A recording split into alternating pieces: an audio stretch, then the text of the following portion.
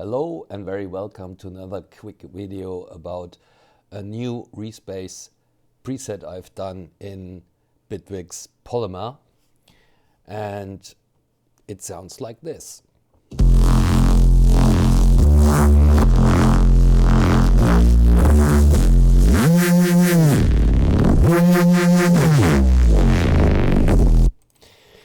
Yes, what is it in particular?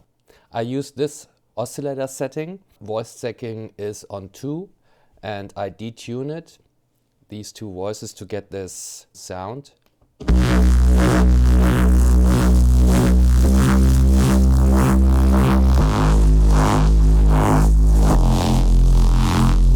To create this ground movement from the oscillators. The rest is happening inside here in the effect chain. This is just a macro modulating the pitch. Yeah, sometimes for the sake of overview, I just match this to the pitch to have it on the front panel in direct access.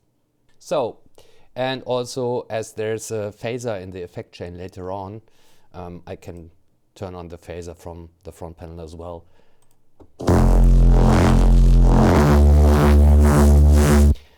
And I also, later on in the effect chain, there's an harmonic add, and this can also be manipulated by here.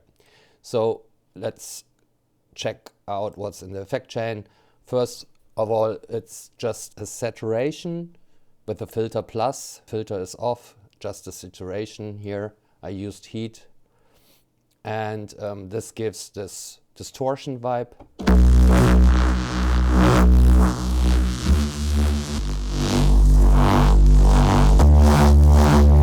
And then what mainly makes this sound, the sound like it is this harmonic adder. It's from Anarchy Effects. I'll link it in the description below. It's a free plugin and it's super cool. You can add certain harmonics. In this case, it's just to create this kind of movement. If you listen.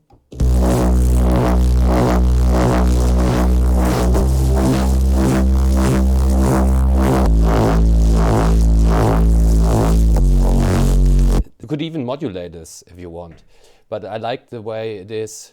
And then this is something I do always. It's multiband effects by just reducing everything below, in this case 130 Hz to mono, and boosting everything above this frequency as wide as I can, at least with this plugin. Then I use something unusual.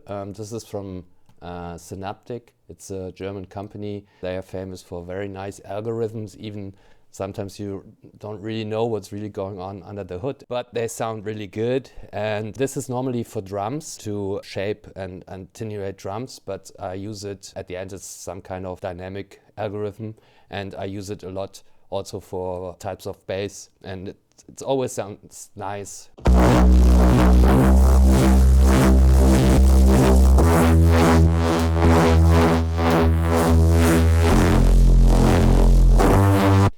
And then there's this EQ going on, EQ plus. And as you can see, there's a key track on the frequency band. No, it's not on the frequency band, it's on this modulation. The band 2 is driven by this beat LFO.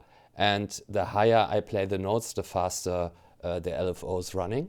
And then there's this filter plus with a classic LFO just modulating. Then we have another multiband FX just in the mid band, a phaser, and another Synaptic audio plugin. It came out recently.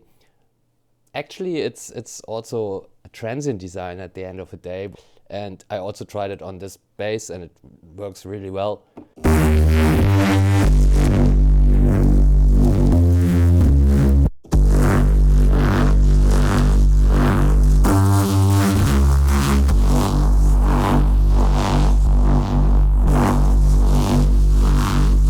Then I added another EQ plus, and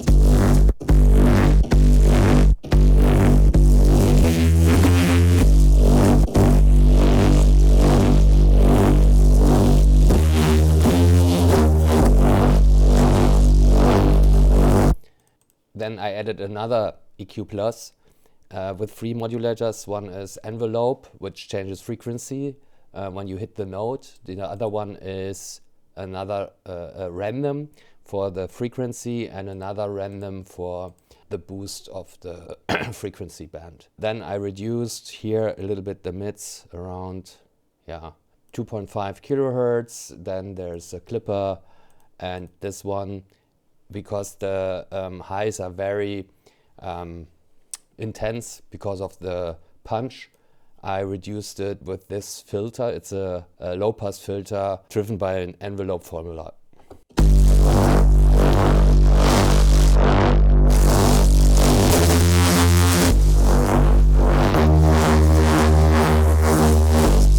Then there's a peak limiter, and this is my sidechain configuration. You can see here there's this drum loop, and according to the drum loop I have 2 note channels here. One is triggering the kick always, as you can see here, kick, kick, note, note, note, and the other one is just for the snare.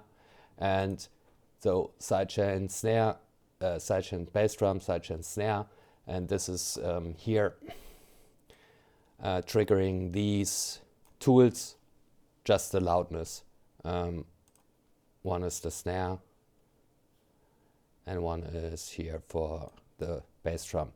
And the reason why I'm doing this is because I want to have it the signal of lowering the volume almost like a button, because it's so fast. You cannot do this with audio sidechain, so I'm using the note sidechain.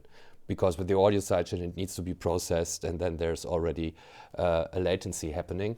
So if I just use these triggers only playing the bass, then you hear that it's like super short muting when the bass and the kick is playing.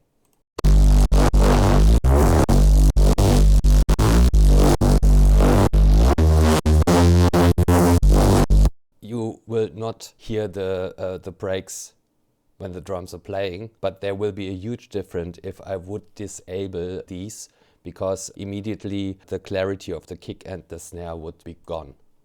So this is how it sounds together.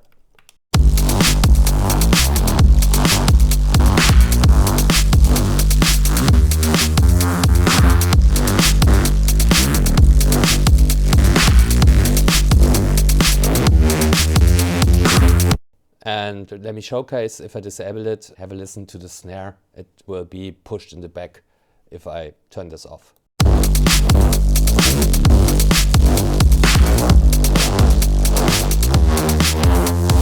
can also hear it really clearly from the bass drum.